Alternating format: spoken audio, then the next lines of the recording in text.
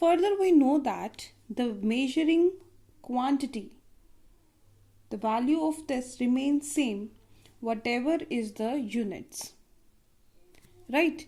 It means let us consider that we are having two units, U1 and U2. So whatever is the value of physical quantity, that will remain same whatever is the unit. For example, if we are continuing with the example, length is equal to 2 meter. Right? So length will remain 2 meter whatever is the system of units. If we are using it in AMK system, it will remain 2 meter, let 2 meter. And if you are using CJ system, it will become 200, because 1 meter is equal to 100 centimeter, 200 centimeter. But the length will remain the same. Length will not change. So change the system of units will not change the value of physical quantity. However, if U1 is greater than U2, then N1 is less than N2. Or we can say if U2 is greater than U1. In this example, I have taken U2 to be greater than U1 because the system of units is AMKS in this case. So accordingly, your N1 is greater than N2. Rewriting it as U2 is greater than U1. In this case, N1 will be greater than N2, and this is clearly shown here. So this is our concept of measuring process and the need of measurement. Since we are talking about the system of units, about the units are basically categorized into two types, which are fundamental or basic units, and second is derived units. Right? So fundamental and basic units are basically those units which are used to represent the fundamental quantities. We know that the fundamental or basic quantities are length, mass, and time. Why these three quantities are called fundamental? There are some properties due to which it is called fundamental.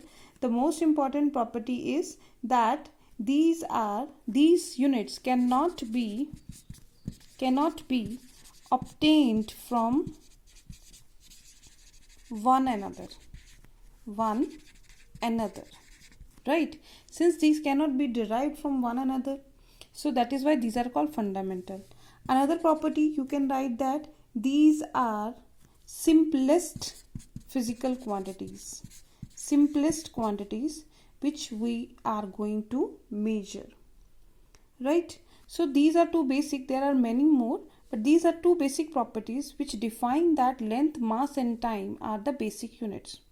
And to measure these physical quantities, what we need are units. These are called fundamental units. It means for length, the unit used is meter. Right? For mass, it is kilogram, and for time, it is second. It means meter, kilogram and second are known as the fundamental units of any fundamental quantity. Meter is represented by m, kilogram is represented by kg, and time is represented by second. Now if we talk about the derived units, derived, as the name explains, these are derived from the basic units. Means any unit which have been derived from any basic unit are called derived units. For example, if we talk about the velocity, what is the definition of velocity? It is the displacement upon time. Displacement upon time. Since displacement is measured in length, which is our physical quantity? This is our basic physical quantity, and its unit is meter. And time is measured in second. Now these two are the basic or fundamental units from which we have derived the unit for velocity, which is meter per second.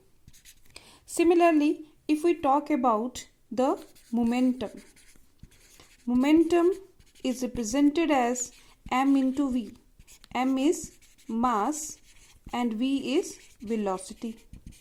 Since mass is represented in kilogram, so we'll write the unit for this is kilogram, and velocity we have just calculate meter per second.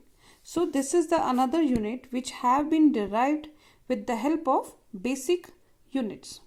So these are two basic divisions which are fundamental units and derived units.